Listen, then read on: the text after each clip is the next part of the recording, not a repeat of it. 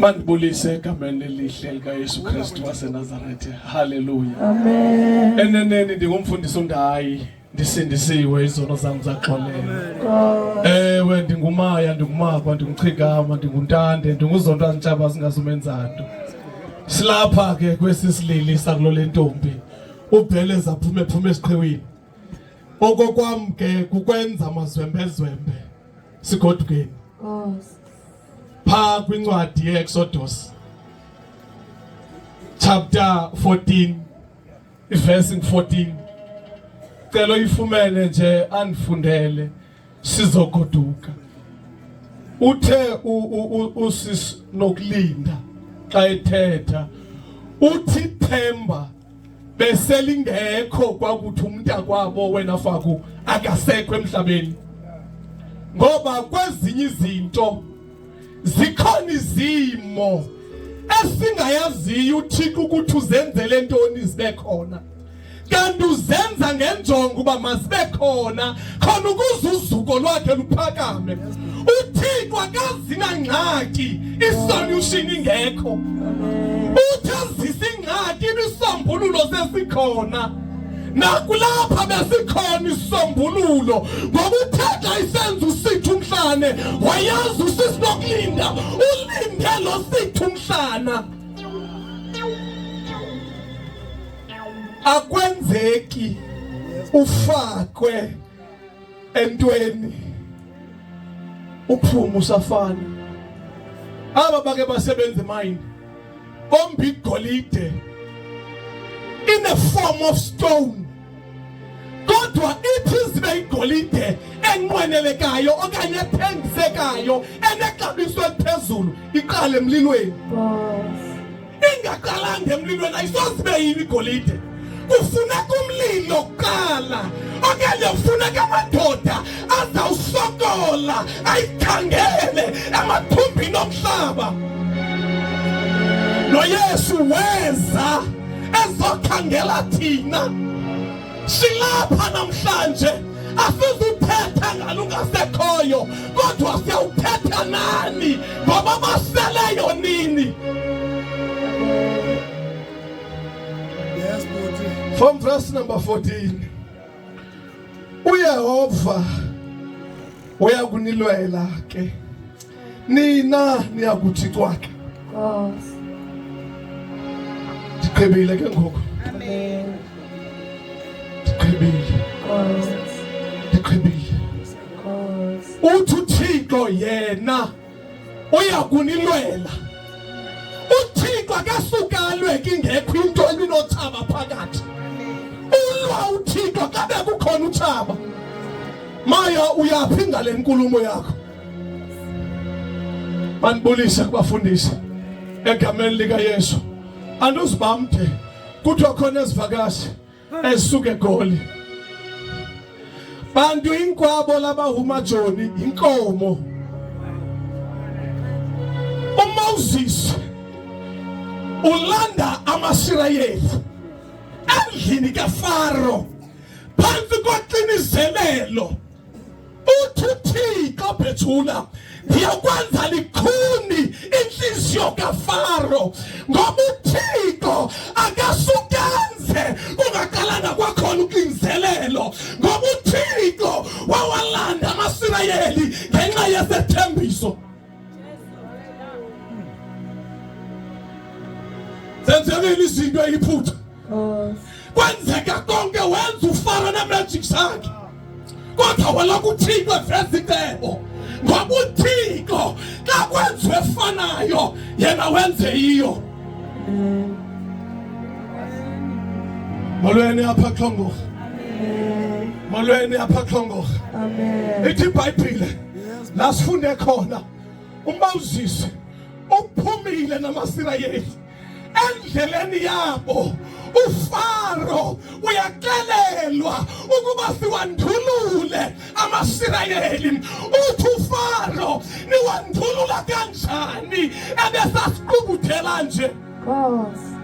Ngoba zikhona izimo esiyesiqubuthe kuzo.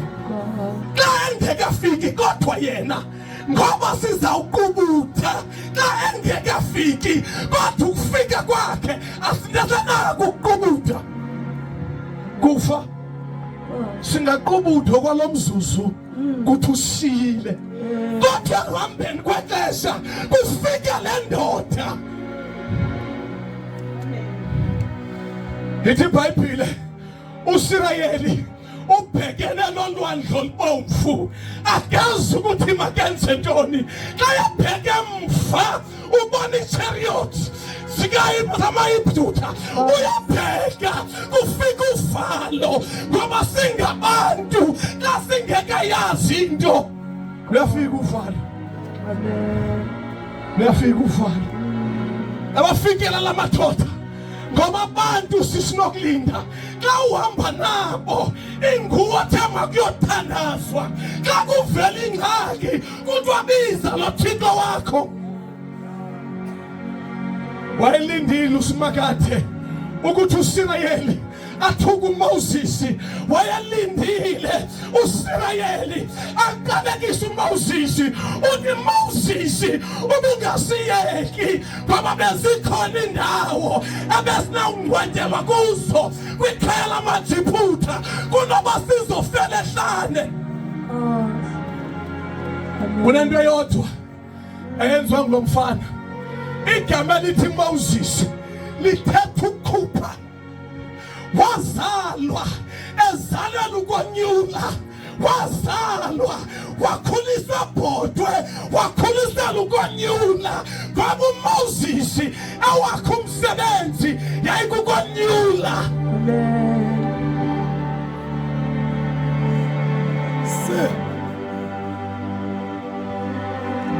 Moses into akazange ayenze, akazange abaphendula abantu ngoba mama abantu bayakwazi uthetha ithinta ibingekho bayakhe bekhona kodwa uMoses akaphendulani namaSirayeli kodwa ubuza kuThixo wakhe. Zafika i-chariot kodwa uThixo phambi kwabavula indlela uqale wenza isethembiso phezu kwabantwana bakhe uthi olthaba nolibonayo aniyophinde nolibone naphakade ngoba uThixo injongo yakhe yayiluzuko kuye. Ithi iBhayibhile yayikhona indlela yokwenza kodwa wakhetha icebo lokuvula indlela ehlane, wakhetha icebo lokuvula amanzi abomvu khona ukuze uSirayeli adlule nobufakazi ukuthi sidlule komile, izitha zisilandela, singenile, saphumela kodwa uthaba lwethu aluphumelanga. Amen. Ngoba uthaba luzawungena kodwa luzuphumela. Thina sizawungena siqophozele kodwa uthaba aluyukukhophozela. Uthi lamasila ama-Egypt niwabonayo anikuphinde niwabone naphakade. Ndizothi kwamaka le nhlungu, le ntshuthiso, esisiqalekiso sokuphupha kwabantwana nisibonile namhlanje ngeke nasibona naphakade. Ndikule ndawo ndimekhephile zomele mazwi kaThixo uthi you notice the Egyptian you see now, you see them no more. Ithi iBhayibhile amanzi abaludonga emalaleliswi ngoba uThixo othembisileyo uthi yonke indalo iyalithobela izwi lami. Sibona nalo ulwandle olubomvu lusehla luvizwi likaNkulunkulu ngoba bakhona abantu abathi kamngadlula uphethula namthi ngakwazi uyenza usisi lokulinda bengibani yena akhola usebe ngumbutho kodwa fika uNkulunkulu angene yena athatha indawo ngoba uThixo alindayo ingabikho indlela yena uvula indlela akukho bekhona yena uyayivula ngoba ngugandaganda lo sihamba naye bantu bakwaMakha asizanga nenye into kuYesu onako yedwa.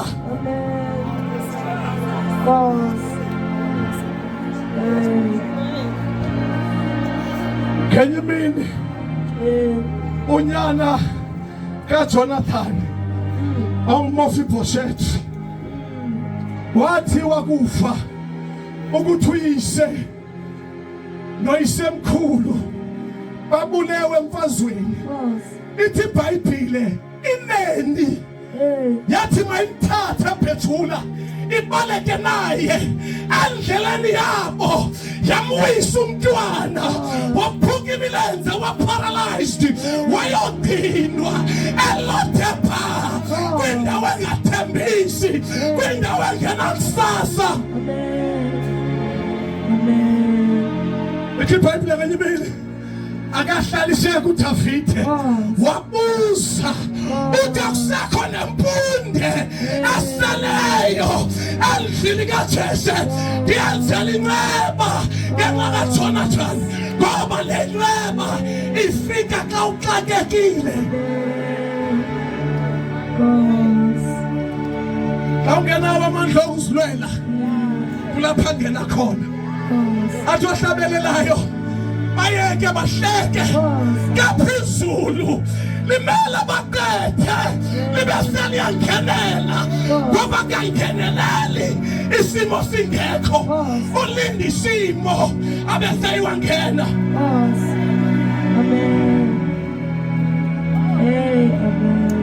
Lama Egypt niwabonayo ngeke niphinde niwabone naphakade sisethembiso uNkulunkulu asenzayo.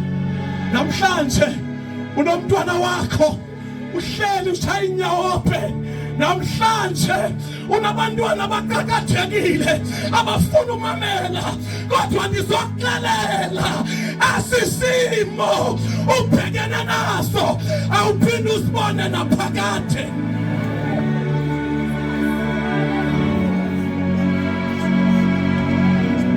Size apha Makha asiphinde size apha sizongcwaba abantwana. Amen. Uthi uThixo nakulithetha izwi lami nilamkele sekwenzekile.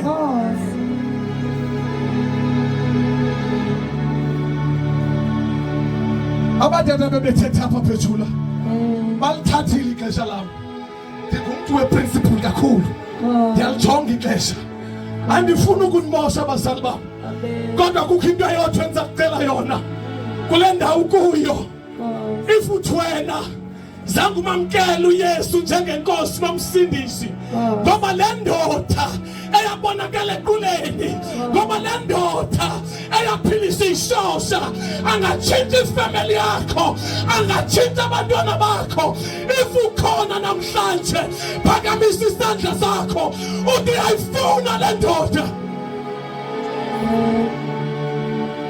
Ungabheka umakhelwane wakho ngoba le nto ayiyi ngoba ngubani luhlele eceleni kwakho kodwa ingxaki yakho yaziwa nguwe. uMoses akazange ajuwe namaSirayeli kodwa wabhekisa kuThixo wakhe wathi lo belithumile unako ukuhlangula lobekamandise usenako namhla. Lo uthema sizapha kwaMakha ebemthixo uthi ndizile ndizonihlangula.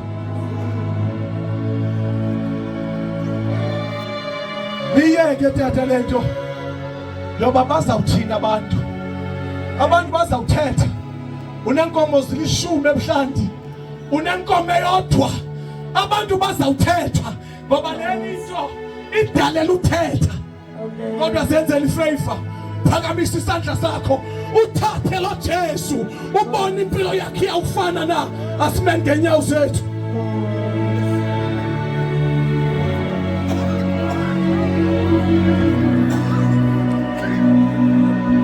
Sisekhona phakathi entendeni sicela sixhome isandla zethu egameni lika Jesu.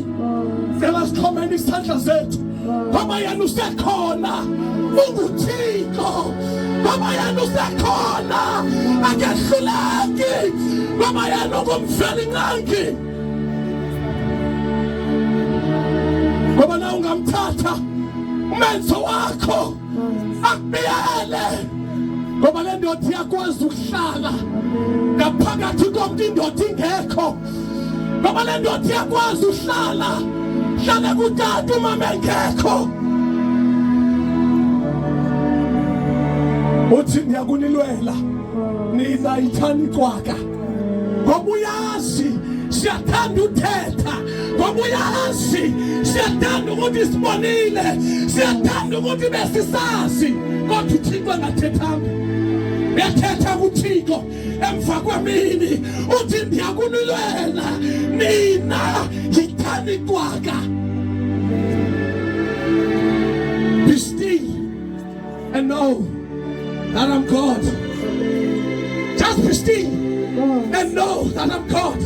So kwenza yonke into zinza ungutata, zinza ungumfana, uhlaliseke kodwa wazi into eyodwa ukuthi yena uMthixo.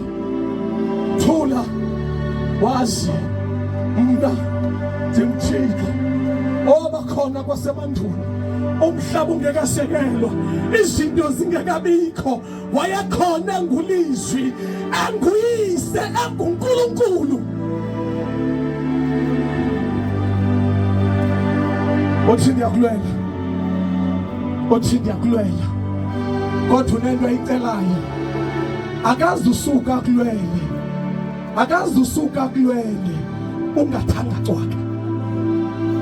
Ngoba mandungwane inkukhu izala iqanda elilodwa ikhala imini yonke kodwa ifish izala 500 amaqanda ithi cwaka.